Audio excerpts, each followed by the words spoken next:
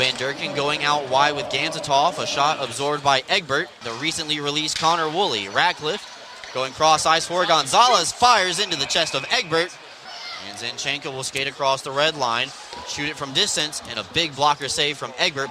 Under 10 minutes remaining here in the period. Henning slaps it down low. Kicked on and go off a post maybe. Rebound. Egbert had it. They try a wrap chance. It's still available. And Egbert got across post to post. But now Zinchenko will fly in with Connor Woolley. Shot from distance is caught by Egbert. Everybody touches up for Danbury. LaBelle all the way across the ice for Ratcliffe. Ruiz fires a shot. Fought off by Egbert for Ratcliffe. Always got to locate 19 on the ice. LaBelle through traffic. Caught by Egbert. Or just play it down low for Woolley. They try to go cross ice in the skates. Now Anderson fires a blocker away by Egbert. To the line, every second matters right now for the Black Bears. A loose puck is available. Egbert made the save. Clark's not a hard guy to learn how to play with. Ratcliffe out wide. Over to Harwell and a flying poke check by Egbert. A little bit of luck there for Bowden Zinchenko. You got to make sure you get that puck out on the penalty kill. Kirkby ahead. Has some space, fires and scores. Austin Thompson with a kick pass over to Kirkby, and the Black Bears are on the power play. Score the first goal of the night. What a goal from the captain there. Able to just take one and wrist it right past McCollum in the slot. Centering up, Van Durken shot, save made. Emery knocked down his own goaltender, and Egbert dives on top of it. Away come the hat tricks. They have numbers. LaBelle throws up some ice. Holding is Ruiz. A shot blockered away by Egbert. Played back up to Gonzalez. Went through his skates, and away comes Yates. Yates and Tosto. A lot of speed up front for the Black Bears. Yates holding. Over to Tosto. He scores! Beautiful touch pass on from Gavin Yates to Blake Tosto. And the second line is back on the score sheet as the Black Bears lead 2-0. Arguably the best passer on the Black Bears and the best finisher, has Tosto able to get that one, deposit it behind McCollum off a beautiful pass from Yates going cross ice over the stick. The Black Bears double their lead on their 32nd shot of the night. Here come the hat tricks. DeLong out wide, centering up. Egbert punches it away. And look out. Harwell, 2-on-1 with Dan Stone. Harwell holding, shoots, and a blocker save made by the Eggman. It doesn't get that favorable Danbury bounce off the inboard, but Harwell over to it. Power move for Ruiz, denied by Egbert. Trying to take it away from Harwell. Ruiz from a low angle, fought off by Egbert. Woolley, shot, looking through the 5-hole. Egbert holds on. Danbury 0 for 5 on the man advantage tonight. Stretch pass, Ruiz fakes the slap shot, and another dazzling save by Egbert. And now Clark centering it ahead, denied. Dan Stone scores! The first goal of the year for a defenseman, and the Black Bears increase their lead. Dan Stone with a big one. After all of that delay, a defenseman scores. And Cam Clark just does enough to punch it out. Hair take aim. Fires into the empty net. Bullseye. And Cam Clark puts the exclamation point on a weird but funky night. Henning dumps it in. And there's no crack in this egg. Nolan Egbert, a 34 save shutout performance. Back-to-back wins for the Eggman. And the Black Bears pick up another 3 points in the Empire Division standing. This is a presentation of BSRN, Box Studios Radio Network. The Power Play Post Show is on the air, covering minor league hockey since 2003, and now covering the Binghamton Black Bears with news, reactions, and in-depth interviews only heard here. And now from the Box Studios in Kirkwood, New York, here is your host of the Power Play Post Show, Bob Howard. And hello, everybody. Welcome to another edition of the Power Play Post Show. This is the show for November 17th, 2024. This is season 14, episode number 20, and episode number 459 of the long-running podcast that is the Power Play Post Show. Hello, everyone. Yes, indeed, I am Bob Howard. And welcome to the Power Play Post Show. Now, of course, this is one of those episodes where you're going to get a little bit of information, maybe a Bob rant, maybe a couple other things mixed into there. But indeed, this is going to be a fun episode. Now, I want to thank Brooks Hill and Cole Parenti, the voices of the Binghamton Black Bears, for the opening today here on the show. That was, of course, the 4-0 shutout victory, the goal calls, and obviously all the great saves that Nolan Egbert had for the Binghamton Black Bears on Saturday night. Nolan had a phenomenal weekend. I think he's pretty happy about it. He doesn't like to brag about himself at all, so it's not like you can get him to go, oh, yeah, I had a great weekend. He just doesn't do that. He's very humble, and I think that's the reason why he's so likable. But at the end there, Brooks said this was a funky and weird weekend. And it's, I don't know if it's a funky and weird weekend. I like the descriptions, but it is definitely one of those weekends where, you go to Danbury, something's going to happen. They are trying to cultivate and manifest a rivalry between Danbury and Binghamton. There are components to these manufactured type of rivalries, right? Rivalry should never be because of the back office, the ownership groups, the people that run the arenas, and realistically, it shouldn't be the fans either. Rivalry should be created and cultivated on the ice.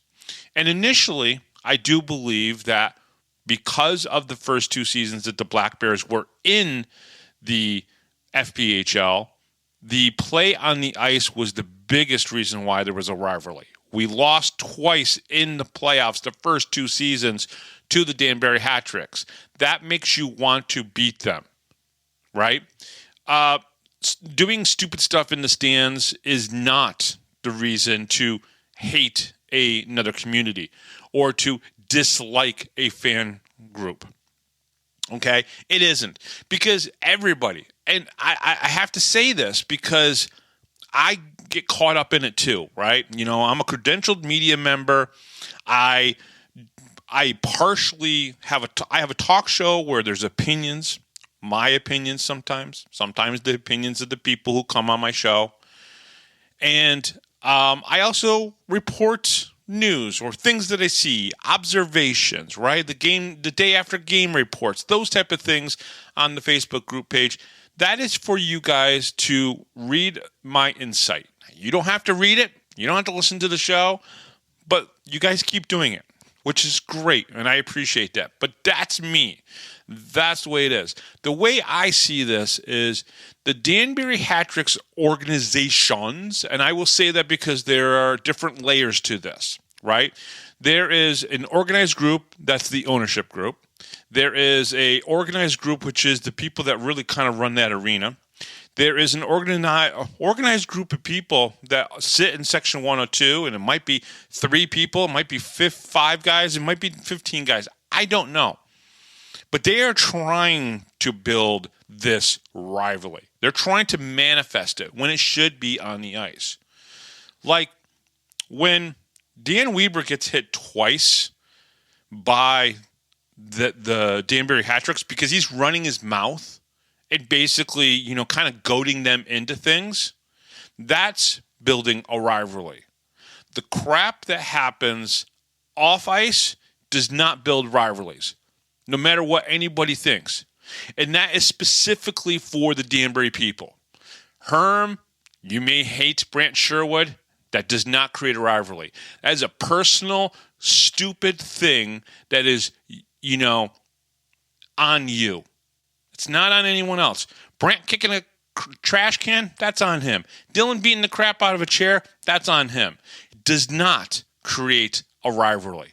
So please, I hope, that people understand that. What you do as fans, you can boo, you can cheer, you can ask for pictures, you can get autographs. But in no way or shape or form do rivalries begin because of fans, ownership groups, arena staff, or anything like that. When fans altercate with other fans, whether you're in the visiting team arena or you're in your own, that's just assault. When you get in a fight at an arena amongst each other, that's just assault. When a fan goes to another arena or they come to this arena and someone gets punched, that's assault, right?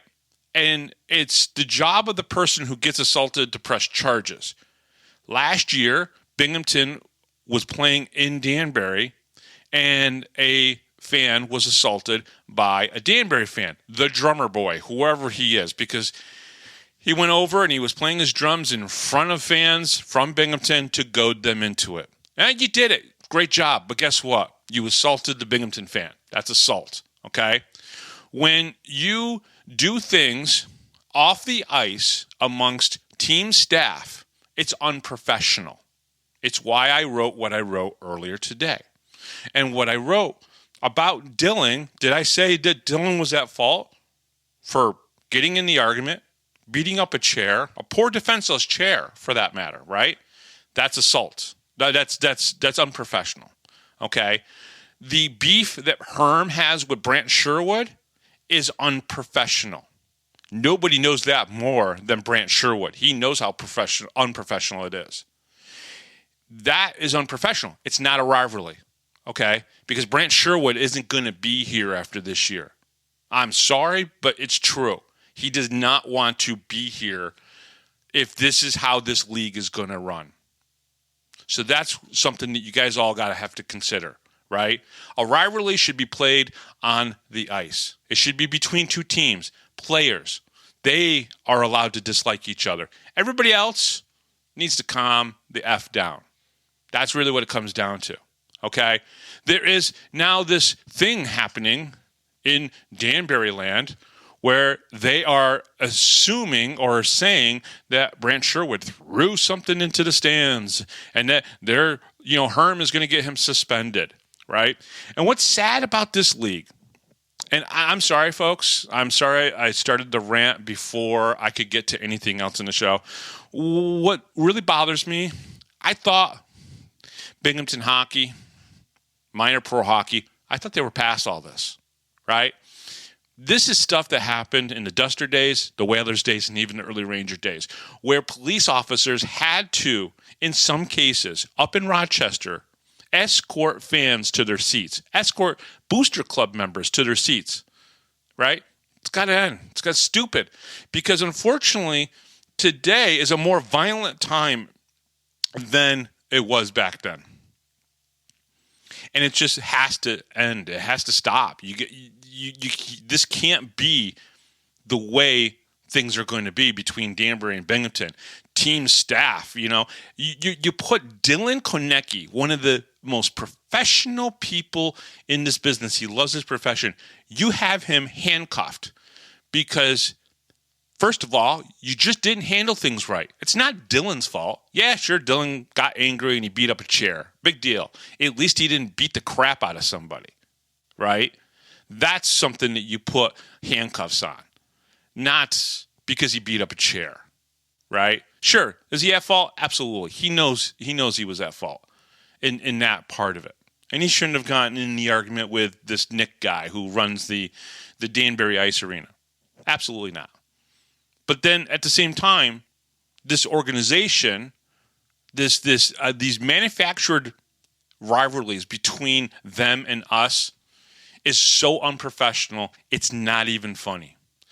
And unfortunately, the Black Bears staff and people and organization, they get goaded into it because they want to defend themselves and they want to defend what should be a professional transaction between two organizations, which just can't happen.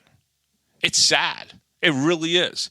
And unfortunately, when you look at Danbury and they think about the legacy of the Danbury hockey, which has been around for 25 years, whatever it's been, maybe 30 years. The legacy is the Trashers. 2 years of the Trashers in the UHL doing Trasher things, beat the crap out of people. And Section 102 is this crazy mobsters. Well, guess what? You guys were mobsters because it was owned by a mobster company. You know, people who were part of the mob.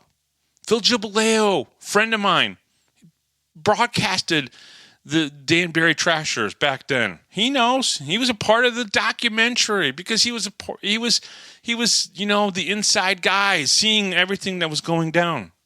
It's not cool. It just isn't. I'm sorry. Your legacy is not cool. And for the Hat Tricks to continue that legacy of thuggery in the stands. And what pisses me off the most, nobody was kicked out. Nobody was escorted out. Nobody was told to not come back. Those people can come back next Saturday when the Black Bears are back there. That's a problem. That's a league problem. That's a Danbury problem. And you know what?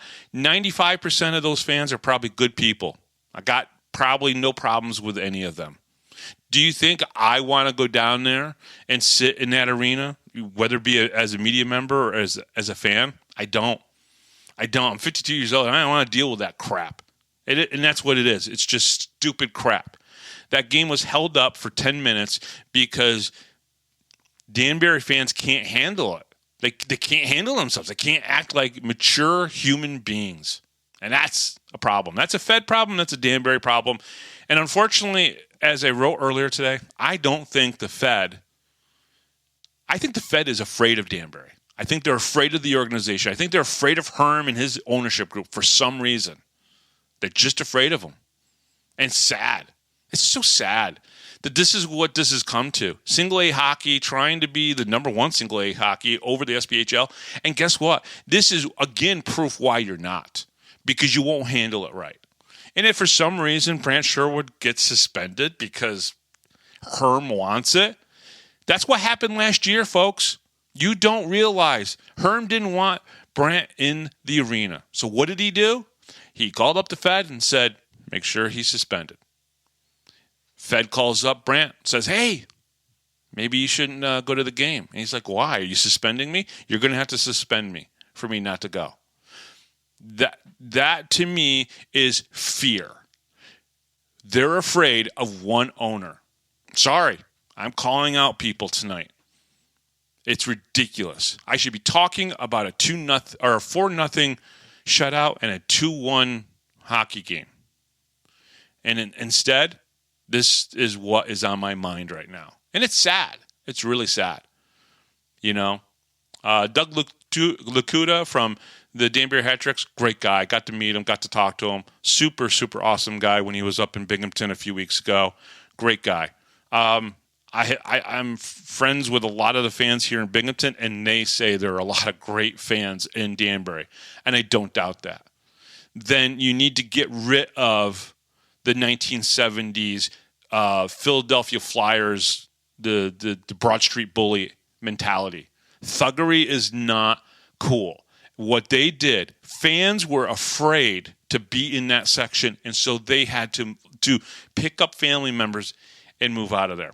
It's just sad. It's unprofessional. Everything about the ownership group is unprofessional. It was Herm that sent the cops after Brant Sherwood last year, right? And now you have a director of hockey for the Danbury Ice Arena that's got the cops to go after Dylan Konecki. And you know what? It's not a rivalry. The rivalry is on the ice, and last year they wiped the Danbury Hat Tricks in that rivalry 12-5-1 or 12-1-5, right? And the Black Bears have so far taken care of business on the ice against the Danbury Hat Tricks. And kudos, 100% kudos to Johnny Ruiz for being the level-headed guy in Danbury. That's sad. It's sad when your coach has to be the level-headed guy, you know, amongst ownership groups and so on and so forth. So, yeah, that's pretty crappy that I had to start off this podcast this way. But that's unfortunately where we're at. So I'm going to get into the must-reads only, let's see here, almost 20 minutes into this and everything because I had to let it go. So at the end of this was supposed to be a conversation about this. I hope it ends soon. I hope, honestly, the organization realizes how embarrassing they looked. with what those fans did, how they treated Dylan the night before. I hope they realize how embarrassing and how unprofessional they looked. But I don't think they will. I don't think they'll learn. And I don't think the league will do anything about that with them. All right. The Power Play Post Show is on Spotify, Apple Podcasts, Pocket Cast, YouTube, Amazon Music, and iHeartRadio. Just search Power Play Post Show on whichever platform you listen to your podcast, and please subscribe. Please join the Power Play Post Show Facebook group. Just go to Facebook and search Power Play Post Show. I think we gained like about 30 followers on the group because of what I wrote earlier today. Thank you so much. I appreciate you guys. If you're listening, thank you for checking us out. Check out binghamtonhockey.net for all your Binghamton hockey information and curiosity. And on this edition of the Power Play Post Show, 6 more questions with Binghamton Black Bears broadcaster and director of media relations, Brooks Hill. All right. The Black Bears secure 6 points on the weekend, and Nolan Egbert secured 2 wins and 119 minutes and 26 seconds of shutout hockey. Phenomenal. Friday night in Danbury, the Black Bears win 2-1. In the first period, just 2 shots into the first period, and only 34 seconds into the first period, the Hat-Tricks get the early 1-0 lead off the stick of Gleg Badurkin. Okay, so that was kind of like, when you think about it, it's like, wait, that happened way too fast. With Zachary Pamalayan, I think he's called the Flying Hawaiian, in the box for hooking, the Black Bears tie the game up with 1 with a man-up goal from Cameron Clark, 6:30 into the first period. All right, so 6:30, we're into it. We've already got 2 goals. A rough first 2 shifts for the Black Bears in the first period, allowing 2 early and good quality chances, allowing one of the shots to turn into an early goal for the home team. The first 2 shifts, literally, of the game was the worst that the Black Bears looked the whole weekend. Twice the Hat-Tricks knocked down their own net off the post. The second time was Tyson Kirkby's shot that went into the net, but it was called a no goal. One of the things I liked about the first period is that the Black Bears dominated the puck possession after the first goal forced the Hat-Tricks into penalty trouble, which led the Black Bears to a large shots on goal differential. We'll talk about the shots on goal here in a second. The Black Bears were 1 for 5 on the power play, while the Hat-Tricks were 0 for 1 on the man-up advantage. Literally, the Hat-Tricks, 5 penalties in that first period, and the Black Bears only 1, but the Black Bears did score the 1 power play goal. All right, shots on goal were 24 for Binghamton, and Danbury had 5. Okay. Again, the Black Bears may only have 1 goal, but they dominated that first period.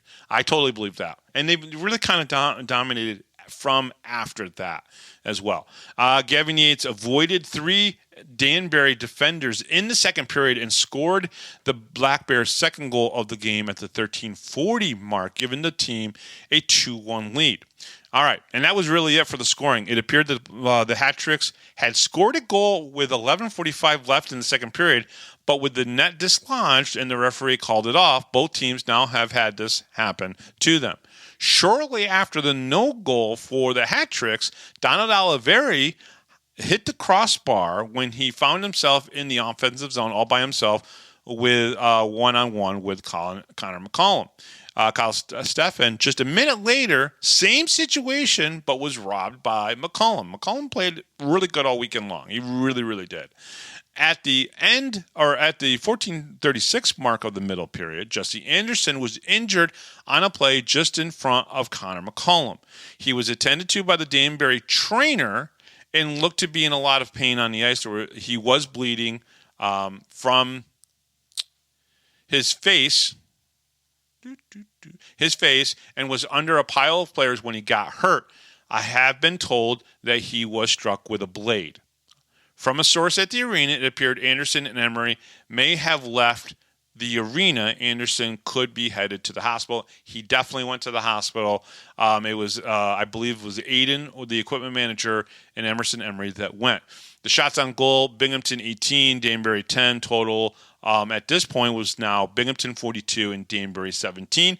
Unfortunately, another unprofessional thing that happens in this league, and unfortunately, it doesn't happen in Binghamton. All right, I'll tell you right now, there's EMTs, there's doctors, there's people at the arena to take care of injuries. But unfortunately, in Danbury, another unprofessional thing that they have, and they have youth hockey all day long. How do they not have EMTs? How do they not have somebody that could be there to assist Jesse instead of having to rush to the hospital? Makes no sense to me, but this is the Fed. This is what they're okay with. They're okay with this. Folks, this is what you have to understand. They're okay with this. All right, third period. With no scoring in the third period, the Black Bears win a tight game in Danbury 2-1 and go to 9-1-1 through 11 games in the season. With 4:40 left to go in the third period, Alexander Gamzatov, for the second time in the game, ran into or through Nolan Egbert. No penalty was called, but the Binghamton bench was not happy about it. Danbury pulled their goalie at the 18:38 mark. The Black Bears played very good defensively and, like last Saturday, limited the high-quality chances in front of their own netminder. And like what they did last weekend with Connor McAnanama, they played good, and Connor and Nolan just took care of all the good quality chances that did get to them. The penalty kill looked good as last Saturday, and they were 1 for 4 on the power play. Again, Connor McCollum played great on Friday night against the Black Bears. Nolan Egbert improves to 4-0-0, and today's game, Saturday's game, will help improve. Well, actually, Friday night's game will help his goals against average and save percentage, and it did also on Saturday. Now, shots on goal were 10 for Binghamton in the third period, and Danbury had 13. Okay, so Danbury did outshoot them in that third period. The total for the game, though, was Binghamton 52 and Danbury 30. 3 stars of the game were Dakota Bond, Connor McCollum, and Gavin Yates. And you can kind of understand McCollum getting the star, the second star there, because he did have 50 saves on the game. All right, so coming up next here on the Power Play Post Show, we'll keep this puppy rolling here a little bit. We'll have 6 more questions with Brooks Hill. We'll be right back right after this, right here on the Power Play Post Show. You're listening to the Power Play Post Show.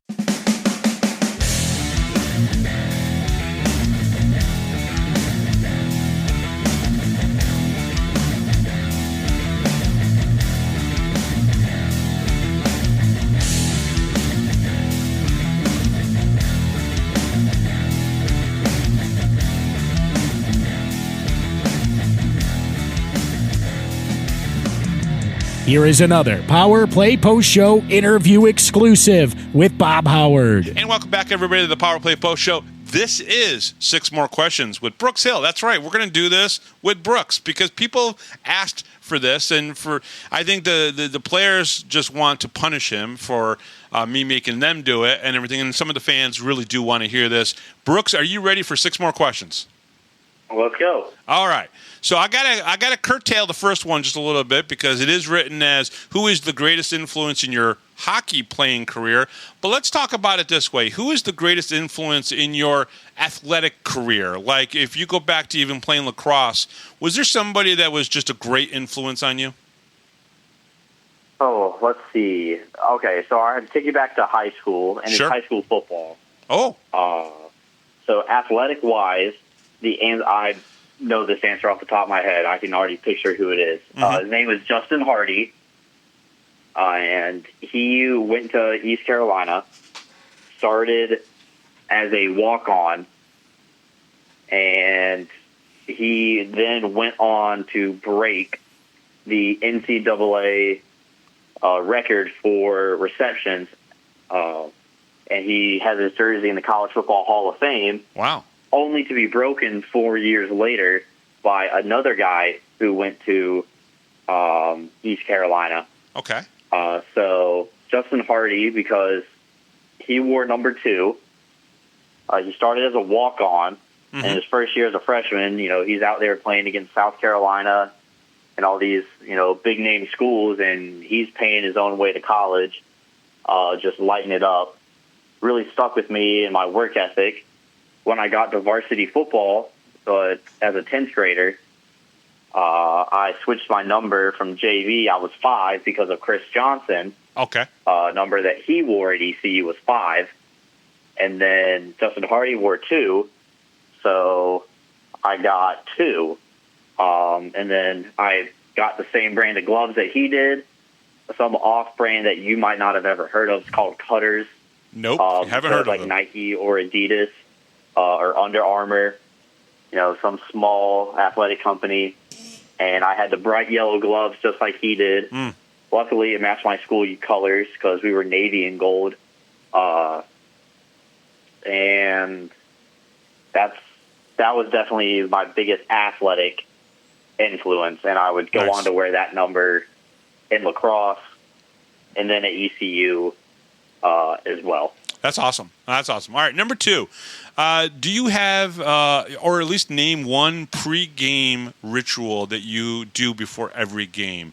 I'm sure as a broadcaster you do a lot of the same prep, but is there a pre-game ritual that you have? Oh, probably. At home, I like to style my hair. So once I get my suit on, I have some hair products that I do put in. Some of the guys on the team also have hair products, so I'm not going to throw any names under the bus, but if they were trying to get me with that one, a lot of guys have some stuff in their hair before they go on the ice for warm-ups too. So Gotcha. I would say that one. Okay. Yeah, I mean, these are all the same questions I asked all the guys, too. So, all right. Number 3, vacation destination. Are you a beach guy? Would you rather go camping? Would you rather stay home for a vacation? What's kind of like your style? Okay, so I would say the beach. Yeah. But I'm a big coastal area person. I was never going to say the mountains. We all know how I feel about cold weather. Fair enough. But I'm also a guy who cannot sit on the beach all day. Like, that is not me. I'm not going to go to the beach or the pool and read a book. Right, so you have to be active, right? Yes. So I need to be in the water or, skimboarding, playing golf, going around. Let's see, I went to Myrtle Beach this summer, so I go into Broadway the beach or, go into the beach mall, that kind of stuff. Sure. Go into a minor league baseball game in whatever town I'm visiting, that kind of stuff. I got to be doing something. Sure. Fair enough. So I would, if I had to pick a climate, it would definitely be beach or tropical. Fair enough. Okay. Number 4, outside of hockey, is it MLB, NBA, NFL, Major League Soccer, PGA? What is your go-to sport outside of hockey? College football, hands down. So, NCAA. All right. I stand by the fact that people in this area, not to their own fault, because Binghamton doesn't have a Division I football team. No, they don't. But people who get to experience Division I football all prefer Division I football to the NFL. I stand by that. There's a lot of people. My brother, who is a Georgia Bulldogs fan, I think he is a bigger Georgia Bulldogs fan than he is a Denver Broncos fan because he's a Denver Broncos fan in the NFL. But I think when the Georgia Bulldogs play well and they win championships, he's more excited about that than the Broncos, for sure. I'm definitely more invested on ECU's football season than the Carolina Panthers. And I had somebody ask me the other day, the Panthers won against the Giants, but the Hurricanes lost to the Avalanche. And I said I would trade Panthers wins for Hurricanes wins any day of the week that ends in Y and twice on Sunday. And that is the truth. Yeah, that's awesome. That's awesome. All right, number 5. If you were picking a movie, you went into a Blockbuster, even though there's none that exist anymore. At least I don't think so. Or if you went to a Redbox and you had to pick either comedy, drama, sci-fi, romantic, or horror, documentary, what would you pick? I'd have to say comedy.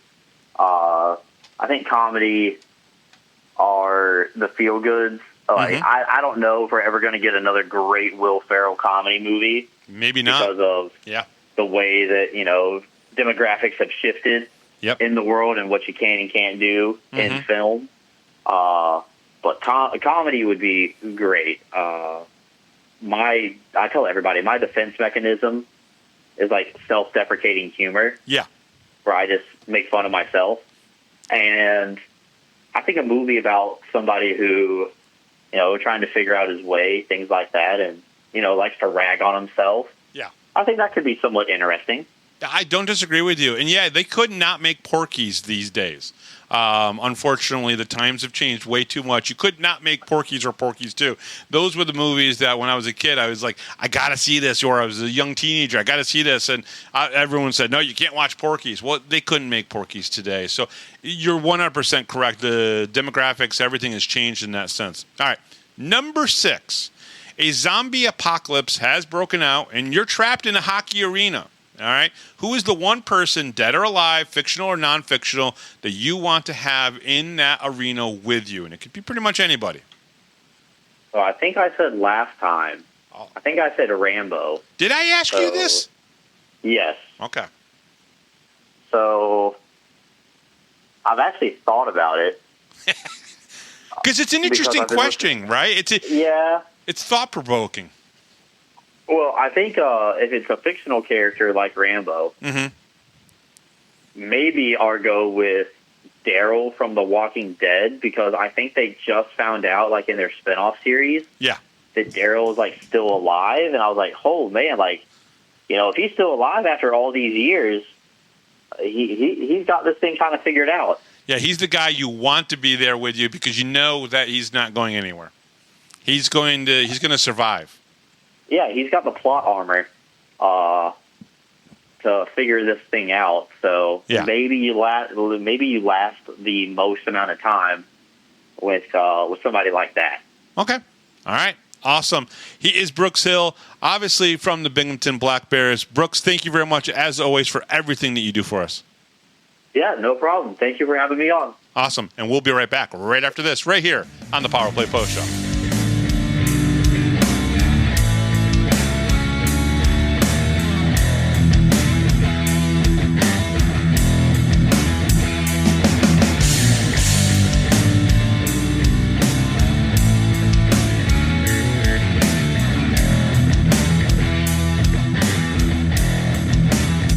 If you're a Binghamton hockey fan, then you need to check out binghamtonhockey.net for all your news, stats, information, the Binghamton Hockey Hall of Fame, top 10 lists, profiles, and so much more. That's binghamtonhockey.net.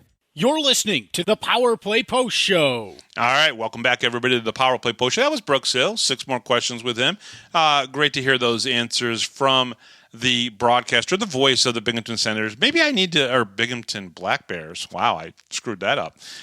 He's not Grady Winberg. He's Brooks Hill. There is a difference. One's from the north and one's definitely from North Carolina. All right, so let's get into what I was going to say is maybe I need to have Cole Parenti on and do a nice little segment with Cole. So maybe I'll set that up in the near future. Okay, so Saturday night in Danbury, the Black Bears win the game 2-0. After 2 goals were called off or reviewed and overturned, the Black Bears and the Hat Tricks were scoreless after the first 20 minutes of the game. The game was delayed about 20 minutes due to a locker room availability issue due to youth hockey tournaments. Now, I will say that the Black Bears asked for that delay to give their players and the staff enough time to get set up. They were told that they were able to get into the locker room around 5:30, but they wanted a little bit more time, so that was granted. 6 minutes into the first period, the Black Bears thought they had scored a goal, but the net was off the pegs, which led to the officials discussing it and ruling against the goal. After sustaining a lot of pressure, the Hat Tricks scored what they thought was the first goal of the game at the 11:06 mark of the first period off the stick of Josh Lavelle. However, Brant Sherwood challenged the play, and after a lengthy review, it was called a no goal. Now, this is the first time that Brant has actually challenged. I believe this was one of the first ones that actually the coach won in the league so far. So that's a great thing. That's a benefit. He was not charged, obviously, a 2-minute delay of game penalty, and it was called a no goal. CJ Stubbs got tagged for a 2-minute minor and a 10-minute game misconduct and a 10-minute misconduct, if I remember correctly, for unsportsmanlike conduct, which sent him to the locker room. Initially, the stats showed it was just a misconduct, but it was changed to a gamer, and then, of course, they added the misconduct as well. I have no idea what he said or what he did, but there was enough to give him 22 minutes of or 22 minutes of penalty minutes. Black Bears and the Hat-Tricks had a lot of penalties in the first period. Binghamton 4 for 16, and actually it was actually 4 for 26, and Danbury had 3 for 6 minutes. Neither team was able to score on 3 man-up opportunities. Shots on goal in that first period were Binghamton 18 and Danbury 16. So Danbury did get a lot of chances in the first period, and that kind of decreases as the game goes on. All right, in the second period, with Chase Harwell in the box for boarding Dan Weber, again, remember that, because that's kind of like the key leading up to the craziness at the 3:42 mark of the third period. The captain, Tyson Kirkby, scored the game's first goal on the power play at the 6:06 mark of the second period. To put the Black Bears up 2-0, Gavin Yates sent a beautiful pass to Blake Tosto as both were speeding through the offensive zone, and Toast scored with 3:42 to go in the middle period. All right, so let's talk about that middle period. Brent Sherwood changed the boarding for Chase Hartwell. Let me get to that again. The boarding for Chase Hartwell was when he boarded Dan Weber behind Nolan Egbert in the Black Bears defensive zone. Weber did leave the game for just a couple shifts and was back out there with his D partner, Nick Poirier. Jamie Bissell had a shorthanded shot and a good chance at the 9:52 mark while Zach Sirota was in the box for tripping. But it was a really good chance, and I really thought when he went up, and I thought he was going to score. Danbury had 2 penalties in the second period, and the Black Bears only 1. The Black Bears got 2 goals and seemed to dominate the puck possession a bit more. Shots on goal were Binghamton 15 and Danbury 6. Total 33 for Binghamton and Danbury 22. All right, let's go into the third period. Now, after an ugly few moments in the third period where fans were throwing beers onto Black Bears players while on the bench, Dan Stone shortly afterwards scored to make this a 3-0 game with 3:25 left to go. So it was 3:42, 3:25. He gets out there. I think it was really just one shift, and he'd scored this goal. First goal for a Binghamton defenseman all season. So that was huge. Get that monkey off their back. Cam Clark scored an empty net goal to make this a 4-0 victory for the Black Bears and helping Nolan Egbert earn his first professional shutout. All right, so congratulations, obviously, to Nolan Egbert. The Black Bears and Hat-Tricks through the first 12 minutes of the period traded chances, both in front of the netminders, and both netminders did not break. The Black Bears had, in the first 13 minutes, 2 power play opportunities, but could not sink one in for the second insurance goal. With 3:42 left to go in the game, we've already kind of talked about this. The game was halted after some on-ice altercations got the fans pouring beer over the glass onto the Binghamton bench and players. Now, Binghamton did retaliate with banging on the glass and throwing some water and water bottles up into the stands. The Hat-Tricks pulled Connor McCollum at the 18:01 mark of the third period for the extra attacker. There is a lot to unpack here with this whole weekend. Things the fans don't know, but they found out, obviously, from Gary Ryan and, of course, myself. Shots on goal was Binghamton 19, Danbury 11 in that third period, and then total Binghamton 53 and Danbury 33. So, again, another 50-shot-plus night for the Binghamton Black Bears, and they just pepper people. All right, so that was the 2 games. Important notes. The Binghamton Black Bears are the first team to get to 10 wins and are 10-1-1 with 28 points through 12 games, and they have played the most games this season at the moment. The Black Bears now have 3 shutouts this season already with Connor McAnanama. Gary Ryan told me earlier that Columbus also has 3, and so these are the 2 teams that lead right now with shutouts, with 2 of them from Connor McAnanama and 1 of them from Nolan Egbert, all right, which is his first pro career shutout. Egbert went 119 minutes and 26 seconds without giving up a goal this weekend. Okay, so I actually kind of ran some numbers, and I hope, Brooks, I hope you're listening to this part. I hope you stuck with me through this. This is pretty interesting. So what I did is I wanted to see what was the non-consecutive games with shutout minutes or consecutive games with shutout minutes, okay? So what I mean by that is that consecutive minutes for goaltenders is sometimes tracked in the higher leagues, okay? So essentially, say I play game 1 of the season and I go 60 minutes and I don't give up any goals and we win the game 3-0, okay? I have 60 minutes of consecutive minutes of shutout time. Say I go into the game 2 of the season and I go another 25 minutes, right? So now I'm up to 85 minutes and then I gave up a goal, right? So I started off the season with 85 consecutive minutes of shutout time. Now, this gets tracked, and because, listen, stats are tracked all over the place. So I wanted to think about this because I knew Nolan Egbert having 119 minutes and 26 seconds. That had to be the record for the Binghamton Black Bears. I couldn't remember anybody else having 60 minutes and then add on 59 minutes and 26 seconds, right? Because that was the first half of it. So on the 15th, he went 59 minutes and 26 seconds with no goals. Then he went another 60 minutes on Saturday's game. That's a total of 119 minutes and 26 seconds. That's why I put that on our little final score graphic. I wanted people to see that because I knew that meant something. Now, there are consecutive minutes and there are non-consecutive minutes. What do I mean by that?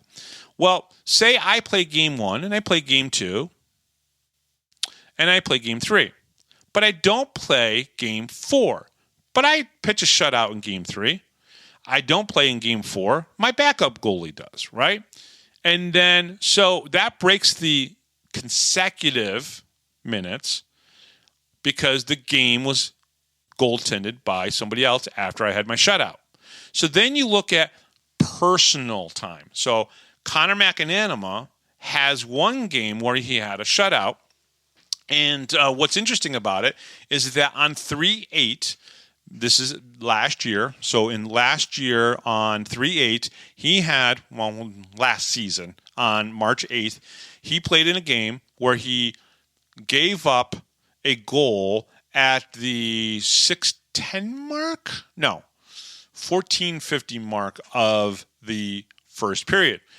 And so he then went 46 minutes and 10 seconds without giving up a goal. Then on 3:16, after Nolan Egbert played 2 games, he had a shutout. And then on 3:17, he had 46 minutes and 6 seconds before he gave up a goal. So these are non-consecutive minutes, but from the time that he played in the game on 3-8 to the time that he gave up a goal on 3-17, he had a total of 152 minutes and 16 seconds of when he was in there that he did not give up a goal. Those are non-consecutive. So he's gone longer than anybody else right now in Binghamton Black Bears history with 152 minutes and 16 seconds of non-consecutive shutout minutes. Okay? What Nolan did was he went 119 minutes and 26 seconds of consecutive minutes with a shutout. Very interesting to me to see that. Now, Connor and Riley McVeigh, their other shutouts, 60 minutes, 65 minutes consecutive or non-consecutive, 70. Riley McVeigh, the longest he went was 72 minutes and 31 seconds. What's interesting, though, is that now both goaltenders, the last game that they played was a shutout. Connor McAnanama, he had 25 minutes and 1 second on November 2nd. Then he played on November 9th and had 60 consecutive minutes. That is 85 minutes and 1 second and counting. Now, Nolan played the game in between the 2nd and the 9th. So these are non-consecutive. However, say Connor goes and plays this upcoming Saturday, it's still non-consecutive because Nolan just played the 15th and the 16th. So non-consecutive wise, right now, Connor McAnanama is at 85 minutes and 1 second of shutout time that he's played. Nolan Egbert consecutively is at 119.26. So whoever plays this upcoming weekend, they can extend their own personal. But right now, Nolan Egbert has the record right now of 119 minutes and 26 seconds of consecutive shutout time. Okay, I know probably that was way too much and too many numbers, but it's pretty cool to have two goaltenders that right now, the last game that they played was a shutout. Black Bears have 3 on the season, and Connor and Nolan have played really great. All right, thoughts on the whole weekend in Danbury. On ice, the Black Bears played great. Defensive game in both games. They limited the chances that Danbury had, and the team helped Eggy, and Eggy made great saves. So when you read the quote from Coach said that Eggy bailed the team out sometimes. I believe it went back and forth both ways. I think Eggy bailed out the team a couple times, and I think the team really stepped up and helped Eggy as well. The roster now and on Saturday night is the closest to the roster that Brant Sherwood has looked to put together. Stefan, Stone, and Yates were back, and though they were not all three stellar offensively, they were solid and will only be better next Saturday when the Black Bears head back to the Danbury Ice Arena. So who starts on Saturday, Nolan or C-Mac? They both would be coming off shutouts, starts their last games that they played in. Tough decision for head coach Brant Sherwood. So lastly, my thoughts on the ruckus at the 3:42 mark of the third period and how the Black Bears and Dillon were treated in Danbury. I think it was unprofessional. Again, I don't think anything but on ice stuff creates a rivalry. And even though that is still there to a degree for the Binghamton Black Bears and for the Danbury Hat-Tricks, all this other mess is just unprofessional and honestly just not the way it should be between fan groups as well. Again, not all the fans in Danbury are bad. They're just not. I'm sorry. Just good, hardworking people that bring their families to the games. And that's all they really want to do. Watch hockey, enjoy a fight or two, enjoy some goals, maybe a good save. That's what they're looking to do. I think both fan bases need to check themselves a little bit. Binghamton is not completely 100% innocent. We've, over the years, 52 years, have had our bad apples. Everybody has them, no matter where you are. Whether it's Rochester, Binghamton, Rochester, or Binghamton, Syracuse, or Binghamton and Wilkes-Barre. Let me tell you right now. Let me tell you another story, just so I'm not just harping on Danbury. Back in the Binghamton Senators days, and I think I've already told this story before, we were leaving the arena. This is the early days, 2002, 2003, maybe. Could have been 2003, 2004. The Black Bears, or the Senators and the Penguins played, and it was crazy on the ice. Let me tell you, it was really nuts on the ice. Well, the Penguins had brought up a bus full of their season ticket holders, booster club members, whoever it was. And there was a bus parked in front of the arena, and everybody knew that that was the Wilkes-Barre bus that brought up all the fans. There were fans in Binghamton that went up to that bus and started rocking it, almost to tip it over. Now, you have to understand, they did that right in front, across the street from the Binghamton Police Department. Okay? I remember walking past that all that mess and saying, all right, let's go. This is getting crazy. It's not cool. Don't do it. So Binghamton is not innocent in all this stuff over the 52 years. The things that happened in the Duster years, the things that happened between Binghamton and Rochester when it came to the rivalry. Do you know that now if you go up to Rochester and you sit down and an older fan sees you that remembers those days, a lot of times they come up, they sit down and go, man, those were some crazy days, and they'll shake your hand and there's respect. And if you go up there as a Binghamton fan now to Rochester, be like, man, I wish you guys were still back in the AHL. That's what they tell you. They learn from that. Danbury needs to learn from that. And luckily, there's a lot of good eggs in Binghamton, and I hope you guys are listening. Please, don't go into it. Even if Danbury fans come up to Binghamton, ignore them. That's what I tell everybody. Be the better fan base. That's really what it comes down to. Folks, that's pretty much it. All right, I'm just going to get into the must-reads, get out of here. Enjoy your week. Listen, enjoy your Friday off. That's the cool thing, right? The Black Bears have a Friday off. Coach Sherwood has a Friday off. In a sense, they'll probably do some practice. But they have a Friday off. No game. Saturday in Danbury. But, all right, let's go. All right, the Power Play Post Show is on Spotify, Apple Podcasts, Pocket Casts, YouTube, Amazon Music, and iHeartRadio. Just search Power Play Post Show on whichever platform you listen to your podcast, and please subscribe. Please join the Power Play Post Show Facebook group. Many of you have already done so today, and hopefully over the next couple days, more of you will also join the show. So, or join the Facebook group. Check out binghamtonhockey.net for all your Binghamton hockey information and curiosity. Thank you to Rob Lapoulos, our MC, John Patitucci, our musical director, as well as Binghamton Black Bears broadcaster, director of media relations, Brooks Hill, for answering 6 more questions. Again, everybody, thank you very much for listening. Just be safe. I know Derek, the legend, you were down there in Danbury. Just be safe, my brother. That's all I ask of you guys. I was sending messages to some of the players, and I spoke to Coach Sherwood after the game on Saturday just to make sure that they all got on, because you don't know what the mob will do down there in Danbury. A lot of great fans, 90% of them are good. There's only some bad apples. Happens everywhere, even in Binghamton. But let's just make sure that everybody stays safe.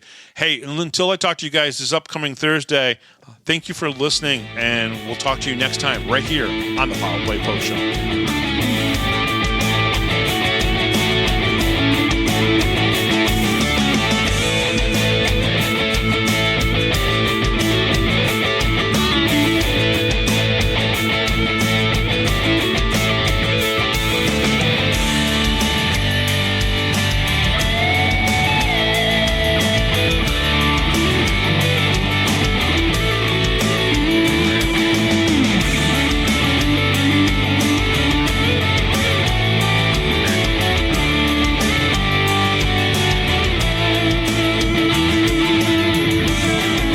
Thanks for listening to this edition of the Power Play Post Show.